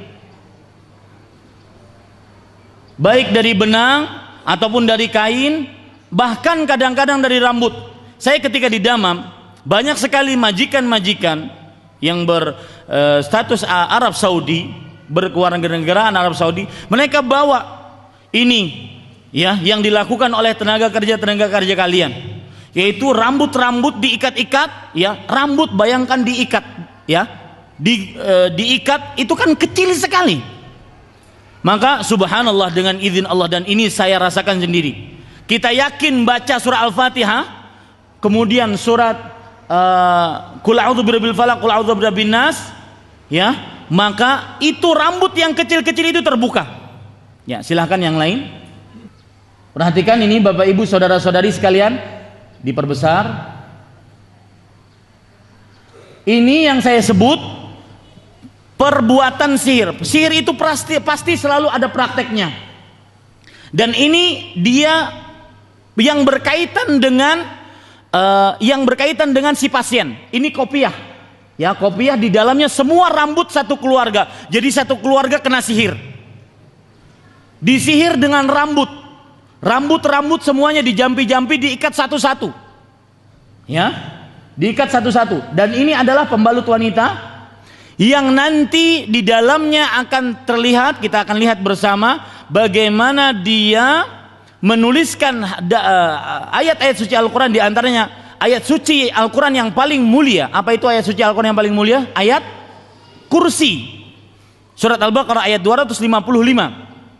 Ya, dengan darah haid. Kita akan lihat nantinya. Nah, ini semuanya adalah praktek sihir. Ya, dan seperti yang saya katakan tadi, selalu ada buhul-buhulnya. Buhul itu harus dibuka. Ya, harus dibuka, sebelumnya tentunya harus didapatkan. Nah, cara mendapatkannya tadi berdoa kepada Allah Subhanahu wa taala. Berdoa kepada Allah agar Allah menunjukkan di mana buhul itu. Ya. Nah, ini harus dibuka satu-satu. Biasanya ada jarumnya, biasanya ada ikatan-ikatan benangnya. Kemudian lihat, dia pakai plastik di situ. Kenapa pakai plastik? Karena plastik susah untuk hancurnya. Seperti yang saya katakan, buhul ini nanti diletakkan pada tempat-tempat yang jarang dijamah oleh manusia. Karena kalau terjamah kemudian hancur, maka pengaruh sihirnya hancur dengan izin Allah Subhanahu wa taala. Makanya nanti kita akan lihat, ya. Kita akan lihat para ikhwah sekalian dirahmati oleh Allah Subhanahu wa taala, bagaimana sihir tersebut atau praktek sihir, buhul-buhul itu disimpan di tempat-tempat terpencil. Disimpan di tempat-tempat terpencil. Nah, ini rambut, ya, sampai anak kecil disebutkan dalam cerita ini. Ini Syekh bercerita, Syekh Adil tadi bercerita bahwasanya sampai anak yang 7 tahun kena sihir. Semua rambut dari keluarga tersebut. Maka perhatikan Bapak Ibu saudara-saudari yang dimuliakan oleh Allah, barang-barang yang kental dengan tubuh kita, kalau seandainya ada orang yang hasad, iri dengan kita, jaga baik-baik. Jangan sampai jangan sampai diberikan seenaknya.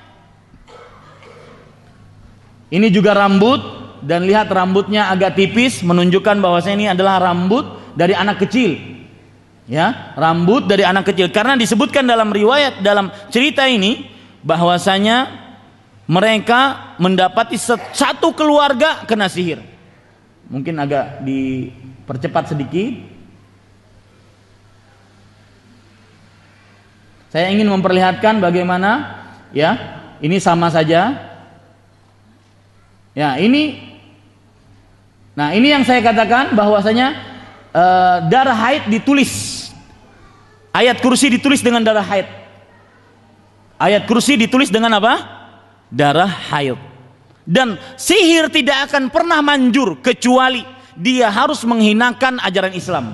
Silahkan film yang lain, hapus dulu. Ya, ini contoh sihir. Seperti yang saya katakan, sihir itu akan disimpan, praktek sihirnya itu disimpan di tempat-tempat yang susah untuk dijamah oleh manusia. Seperti ini, ya, di rumah yang sudah kosong, yang tidak dihuni lagi, maka diletakkan di situ sihirnya.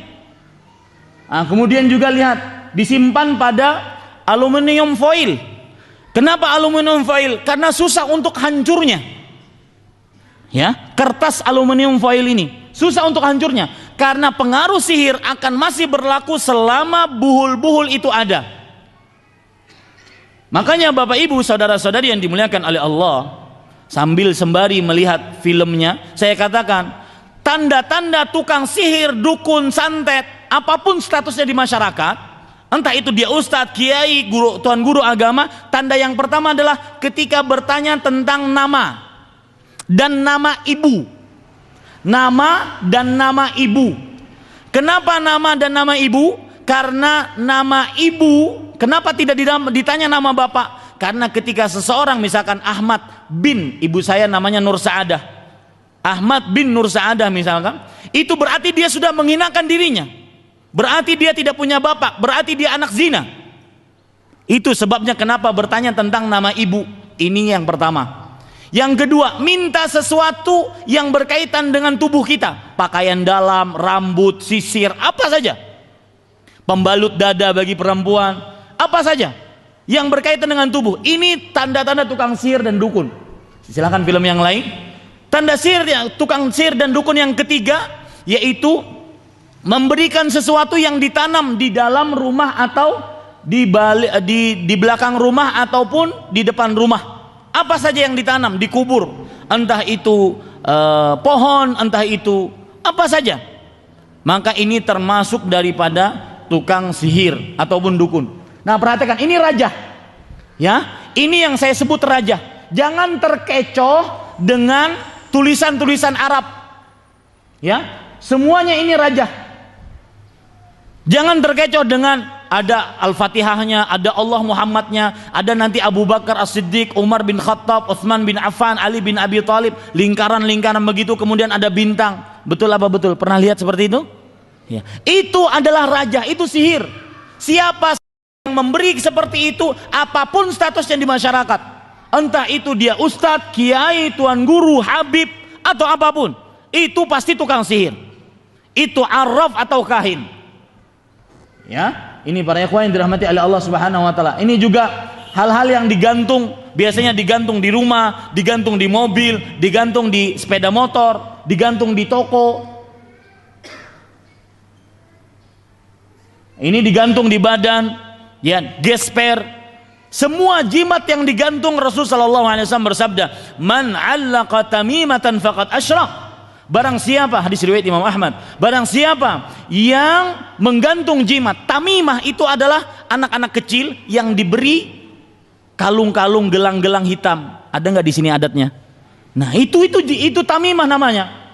Asal makna tamimah itu anak-anak kecil yang dikasih kumpulan-kumpulan benang-benang hitam, digelangkan ataupun dikalungkan ataupun digelangkan kaki, itu namanya tamimah. Rasul sallallahu alaihi wasallam bersabda, "Man 'allaqa tamimatan faqad asyrak." Lihat bentuk-bentuk tamimah bermacam-macam. Lihat di sini Syekh menyebutkan, memperlihatkan bentuk-bentuk tamimah seperti ini. Ini tamimah yang biasa. Ya, betul kan kita lihat, biasanya di tengah-tengah masyarakat terjadi ini. Ini tamimah. Barang siapa yang menggantungkan jimat tamimah, maka dia telah berbuat kesyirikan. Ya. Dan termasuk tamimah, jimat adalah memakai susuk. Termasuk tamimah, jimat adalah memakai susuk. Dan Bapak Ibu saudara-saudari yang dimuliakan oleh Allah, demi Allah saya pernah kajian di hadapan ibu-ibu TKW di Arab Saudi. Ketika membahas tentang tauhid, saya sebutkan ayat-ayat suci Al-Quran, hadis Rasul. Ada seorang ibu bangun, "Ustadz, saya mau nanya." "Bu, tunggu bu, materi saya belum selesai." "Enggak Ustadz, saya mau nanya. Sekarang sudah terasa panas sekali perut saya dan pipi saya." "Emang kenapa bu?" "Saya sebelum ke Arab Saudi saya pakai susuk Ustadz." Ini bukti bahwasanya susuk bukan memberikan manfaat, malah memberikan mudarat. Dan apabila ada orang yang memakai susuk, harus dikeluarkan. Harus dikeluarkan. Itu cara bertaubat dia. Nah, ini juga tamimah, ya, ditulis pada tulisan-tulisan kertas, ya, biasanya disimpan di dompet. Saya juga banyak dapati kawan-kawan tenaga kerja Indonesia yang bertaubat. Setelah saya ceritakan seperti ini, mereka satu-satu mengeluarkan dari dompetnya. "Ini Ustadz, saya bawa dari Indonesia. Ini Ustadz, saya bawa dari Indonesia." Ada yang tertulis pakai bahasa Arab. "Agar kamu disenangi orang, baca surat Al-Fatihah 9 kali tanpa nafas." Sanggup Pak? Ya? Ya, silahkan film yang lain. Nah, ini cincin. Perhatikan Bapak Ibu yang dikasih cincin, jangan-jangan di situ ada sihirnya. Ya, jangan-jangan di situ. Nah, ini yang saya sebutkan tadi, bahwasanya sihir prakteknya disimpan pada tempat-tempat yang susah dijamah oleh manusia. Lihat, ini padang pasir. Nah, pertanyaannya, polisi keagamaan Arab Saudi dapat dari mana informasi ini? Maka dapatnya mereka nangkap dulu tukang sihirnya, diintegrasi, baru mereka ngaku, "Oh, saya di daerah ini, cari saja di sana." Dicari oleh mereka, dapat. Lihat, dalam sekali. Dan subhanallah di Arab Saudi itu ya, nggali kubur pakai baju seperti saya, main bola pakai baju juga seperti saya, sekolah juga bajunya gamis, ya, istiqomah sekali. Coba, emang bajunya itu saja. Ya, lihat apa yang mereka dapatkan dalam sekali ini. Dan makanya tercela sekali orang yang melakukan perbuatan sihir. Untuk seperti ini saja mereka tujuannya adalah memisahkan keluarga, membuat istri menjadi benci kepada suami, membuat anak tidak suka kepada orang tuanya. Makanya doa orang yang kena sihir, orang yang terzalimi kabul. Maka bertaubatlah yang pernah melakukan kesihiran dan juga dukun, santet, pelet. Lihat apa yang mereka dapatkan, ya, kaleng susu, kemudian dikeluarkan prakteknya dari dalam. Lihat, ya, sangat susah hanya untuk mencelakakan kaum muslim, membuat sesuatu yang susah. Ini kenapa dilakukan seperti itu? Pakai kaleng, pakai plastik. Lihat, plastiknya berapa kali lipat agar tidak hancur. Seperti yang saya katakan, kapan dia hancur, maka pengaruh sihirnya akan hancur. Kapan hancur, pengaruh sihirnya akan apa? Akan hancur. Lihat, ya, dibuka. Ini juga sulit membukanya karena pakai lakban. Kemudian di bawah lakban ada plastik. Nanti ternyata di belakang beberapa plastik itu apa? Coba kita lihat.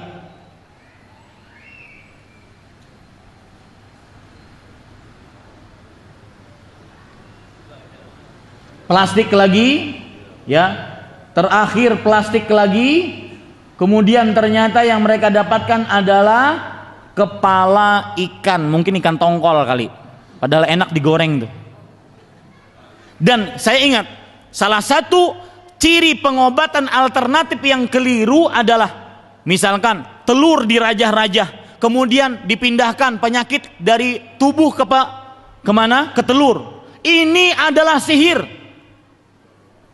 Ini adalah sihir. Kambing yang asalnya adem ayem, ya, kemudian dipindahkan penyakit ke kambing. Ini adalah sihir dan juga penganiayaan terhadap kambing. Mendingan disembelih kemudian dijadikan gulai kambing. Ya. Ini adalah pengobatan secara sihir. Lihat, itu kepala ikan dan selalu seperti, lihat, selalu ada ikatan-ikatannya, selalu ada tali-talinya.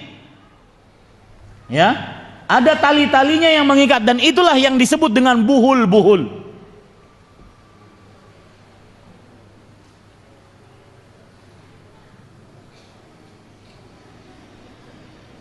Sekali lagi Bapak Ibu Saudara, jangan percaya yang bisa memindahkan penyakit telur yang asalnya bisa digoreng, bisa dimakan, bisa didadar, bisa di mata sapi. Ini dipindahkan penyakit, kemudian ketika dipecah kelihatan darahnya, kelihatan kotorannya. Itu sihir. Ya, itu sihir. Tidak ada keraguan di dalamnya. Kenapa? Karena itu memakai rajah-rajah. Itu sihir. Meskipun Bapak Ibu Saudara-saudari sekalian, itu manjur, meskipun yang diobati ternyata sembuh, bukan ukuran. Ya, nah lihat itu buhulnya. Ya, ini terdapat buhulnya. Lihat, harus dibuka Pak, meskipun benangnya kecil harus dibuka. Dan tentunya ketika membuka, dan saya sudah mencobanya, dengan yakin kita baca surat Al-Fatihah, Qul a'udzu birabbil falaq, Qul a'udzu birabbin nas, maka insya Allah akan terbuka. Setelah terbuka dimusnahkan, dibakar, maka insya Allah akan hancur apa? Pengaruh sihir tersebut. Ya, silahkan yang lain. Tentang apa lagi yang lain? Kalau tidak kita masuk kepada pertanyaan. Yang terakhir, yang terakhir yang ada baju merah itu, kita melihat dukun itu. Nah, ini yang saya ceritakan, dukun yang tadi ditangkap, yang katanya kenapa kamu menangis? Karena saya punya jin, kok nggak beritahu saya? Saya ditangkap, ini orangnya. Ya, dan lihat pengorbanan, penyembahan diri dia kepada jin. Lihat dia memakai, dan ini Syekh Adil bin Tahir Al-Muqbil, ya, beliau mudah-mudahan termasuk orang yang diberikan pahala oleh Allah Subhanahu wa taala. Sangat berani berhadapan dengan dukun seperti ini. Dan memang tidak perlu kita takut. Allah berfirman, "Wala yuflihus sahiru haitsu ata." Para tukang sihir tidak akan pernah beruntung, tidak akan pernah menang. Apapun yang dia lakukan, lihat dia memukul-mukul dirinya sendiri dengan cambuk. Inilah pengorbanan diri dia kepada jin. Ya, memukul-mukul dirinya dengan cambuk. Itulah pengorbanan dirinya kepada jin. Nanti akan diperlihatkan bagaimana tata cara sujud dia kepada jin. Semua peribadatan dia kepada jin. Dan jin tidak lepas dari kemenyan. Kemudian dia memukul-mukulkan dengan juga buntut ataupun ekor dari kuda. Nah, ini adalah ekor dari kuda, dia pukul-pukulkan. ke tubuhnya sebagai pengorbanan diri kepada jin. Ya, agak dipercepat. Kita ingin melihat dia sujud, kemudian terus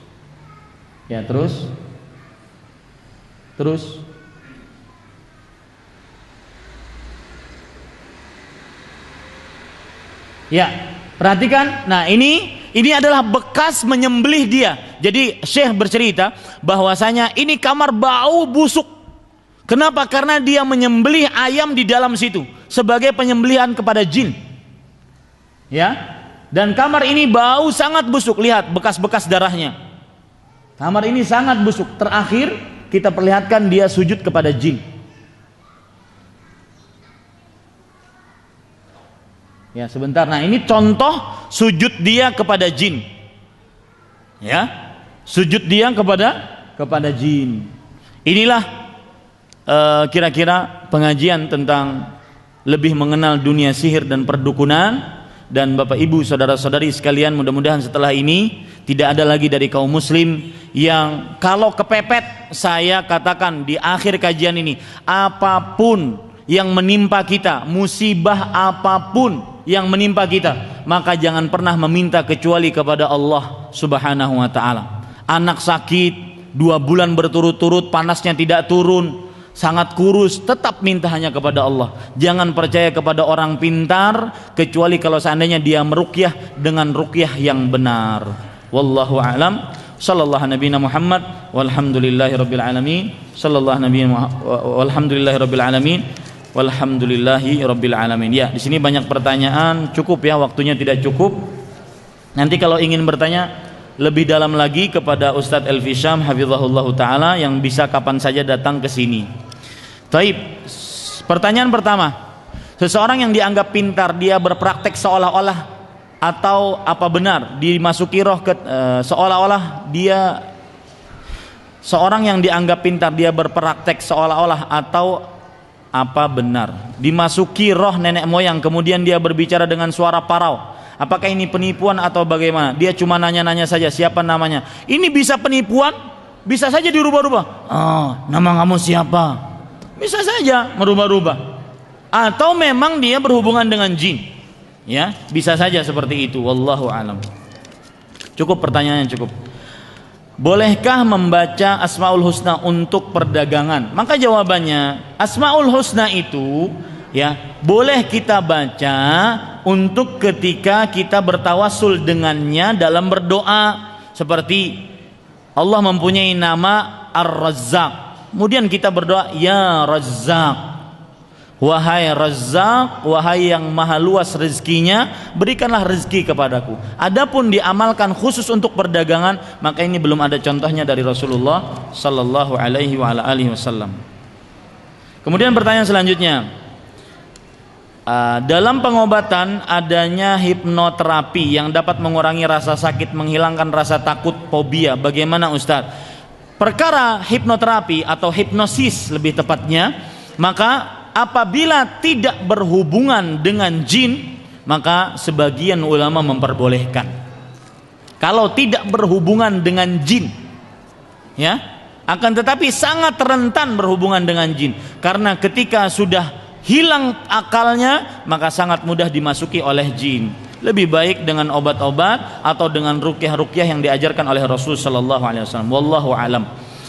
Saya bertanya, apabila seseorang mencari sesuatu yang hilang dengan, adapun perhatikan ini, yang sering nonton televisi, acara-acara pasti selalu diiringi dengan hipnosis. Itu adalah acara syaitan. Itu adalah acara yang tidak layak ditonton dan harus sebenarnya diadukan. Kenapa? Karena seperti misalkan menceritakan keadaan dia dengan suaminya diranjang, tidak boleh. Ya, menceritakan hal-hal yang berbau seksualitas ataupun hawa nafsu tidak diperbolehkan. Ini acara-acara yang tidak pantas untuk ditonton oleh kaum muslim dan harus diperingatkan komisi penyiaran. Wallahu alam. Saya bertanya, apabila mencari sesuatu yang hilang dengan cara dibacakan surat Yasin dengan Al-Quran, berpendapat dengan Al-Qurannya, Apakah juga disebut kahin boleh atau tidak? Maka jawabannya, ketika kita mencari barang yang hilang, kita minta petunjuk kepada Allah. Adapun membaca surat Yasin secara khusus, maka belum ada contohnya dari Rasulullah sallallahu alaihi wasallam. Wallahu alam. Bagaimana sikap kita apabila jin berani mengganggu kita dengan bentuk penyerupaannya kepada sesuatu atau dengan bunyi-bunyian? Dan ini saya percaya, jin bisa menyerupakan dirinya. Jadi penampakan itu memang ada. Dan saya katakan kepada bapak ibu ataupun anak-anak yang dikatakan orang-orang indigo yang katanya mempunyai penampakan, itu bukan kemuliaan, itu harus diruqyah. Orang itu kena penyakit, bukan kemuliaan. Saya melihat tuh di belakang ibu-ibu, ya, ada yang jalan-jalan, ya, ini bukan kemuliaan, ini adalah penyakit yang harus diruqyah. Jadi benar memang ada penampakan. Di dalam hadis riwayat Bukhari, Abu Hurairah pernah bertemu dengan iblis yang menyerupa dirinya menjadi maling selama 3 hari 3 malam. Ditangkap tangan oleh Abu Hurairah. Ketika ditanya oleh Rasulullah, "Ma fa'ala asirukal barihah?" Apa yang engkau kerjakan dengan tawananmu tadi malam, wahai iblis, wahai Abu Hurairah? Kata Abu Hurairah radhiyallahu anhu, dia mengaku orang miskin, wahai Rasulullah, mengambil harta zakat. Maka saya tangkap tangan. Ketika hari ketiga saya ingin bawa ke hadapanmu, maka dia mengatakan, kalau kamu ingin dijaga oleh malaikat dan tidak diganggu oleh jin, maka sebelum tidur bacalah surat ayat kursi. Ayat kursi. Maka akan ada malaikat yang menjagamu dan syaitan tidak akan mengganggumu. Kata Rasul sallallahu alaihi wasallam, wahai Abu Hurairah, tahukah engkau siapa yang engkau bicarai selama 3 hari 3 malam? Dia adalah iblis. Jadi memang bisa, manusia bisa melihat iblis, tapi tidak semua. Manusia bisa melihat jin, tapi tidak semua. Wallahu alam. Mana yang baik, kencing berdiri atau jongkok? Yang baik adalah dengan duduk, agar air kencingnya tidak keciprat ke sana kemari. Adapun kalau seandainya dia merasa aman, dia merasa tidak terciprat ketika berdiri, maka tidak mengapa. Wallahu a'lam. Dari mana sumber perdukunan? Sumbernya adalah dari iblis dan syaitan, sebagaimana disebutkan dalam surah Al-Baqarah ayat 102. Wallahu a'lam. Apakah jimat untuk kesehatan atau rezeki termasuk sihir? Iya, semua jimat. Ya, semua jimat menangkal penyakit, mendatangkan rezeki, termasuk hal yang diharamkan dalam agama Islam. Rasul sallallahu alaihi wasallam bersabda, "Man 'allaqa tamimatan faqad asyrak."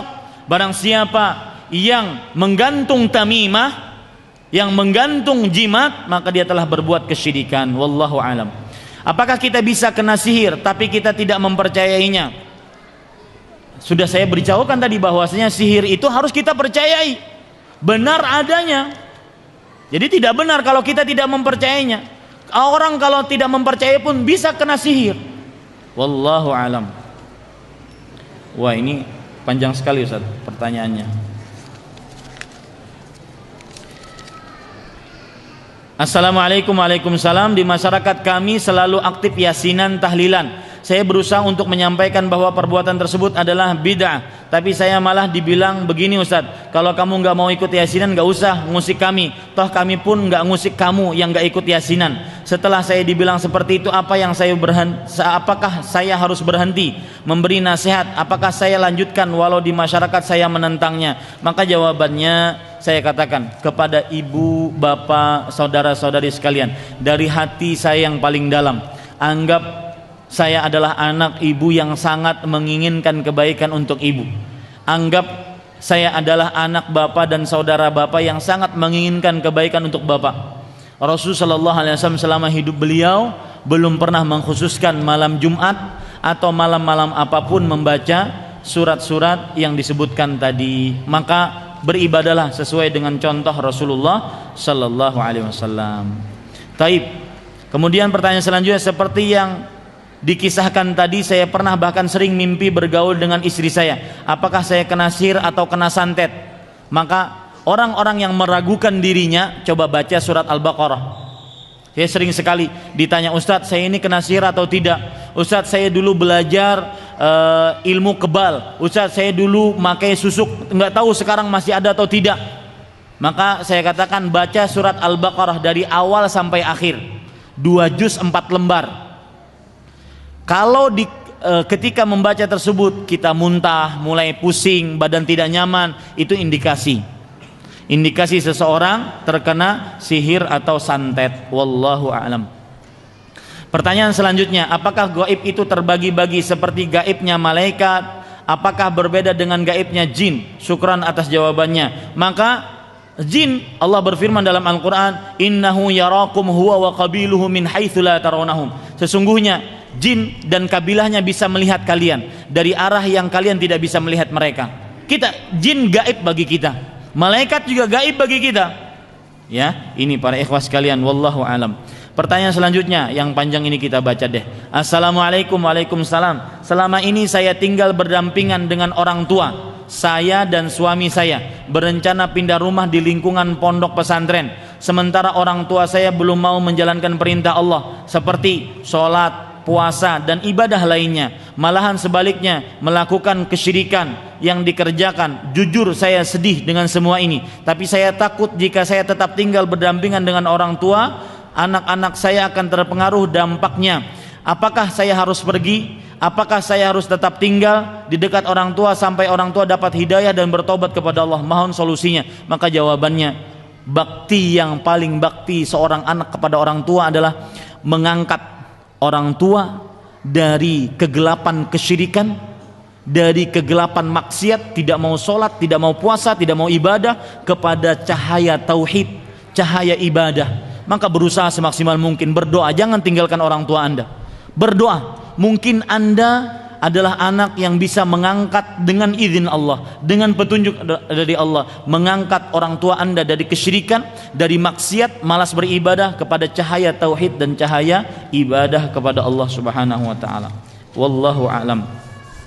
Assalamualaikum. Waalaikumsalam warahmatullah. Ibu saya pernah mendatangi dukun untuk berobat dikarenakan beliau menderita insomnia, susah tidur. Waktu itu saya belum mengenal dakwah sunnah, sehingga sampai saat ini ibu saya gampang marah. Yang saya tanyakan, apakah itu gejala ibu saya dirasuki jin? Seandainya benar, bagaimana cara saya meruqyah beliau? Kalau saya berbicara tentang ruqyah, banyak sekali ceritanya, Pak. Ini contoh ya. Ini contoh, ibu ini menderita insomnia. Saya pernah meruqyah seorang perempuan juga. Beliau ini tabrakan, kemudian kakinya terbelah. Jadi kulitnya itu terbelah sampai tulang. Kalau dioperasi maka sangat sakit, meskipun dengan suntik bius. Akhirnya dia mendatangkan orang pintar menurut orang bodoh, ya, agar menghilangkan rasa sakit ini. Benar, memang hilang rasa sakitnya. Dia seperti tidak sakit, tapi dia punya penyakit seperti yang dirasakan oleh sang ibu ini. Penyakitnya apa? Dan ini sihir selalu membuat seperti ini. Penyakitnya adalah setiap kali dia bangun menghadap kiblat, ingin sholat kepada Allah, dia lupa surat Al-Fatihah.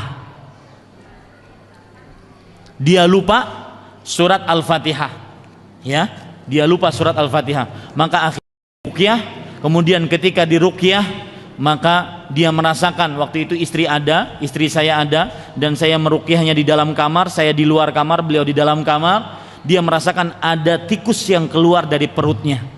Itulah yang dimasukkan oleh orang pintar tadi, sehingga tidak merasakan rasa sakit. Jadi sihir, dukun, orang pintar tidak akan pernah menambahkan kecuali kepada keburukan dan kerugian serta kemalangan. Ini mudah-mudahan bermanfaat. Apa yang baik itu dari Allah Subhanahu wa taala. Saya berharap ini bukan hanya pertemuan yang pertama. Mudah-mudahan kalau umur kita panjang, kita masih bisa bertemu dalam kebaikan dan di dalam kajian pengetahuan tentang ilmu agama. Apa yang baik itu dari Allah Subhanahu wa taala, apa yang buruk itu dari saya pribadi. Saya cukupkan dengan kafaratul majlis. Subhanakallahumma bihamdika, asyhadu an la ilaha illa anta, astaghfiruka wa atubu ilaik. Wassalamualaikum warahmatullahi wabarakatuh.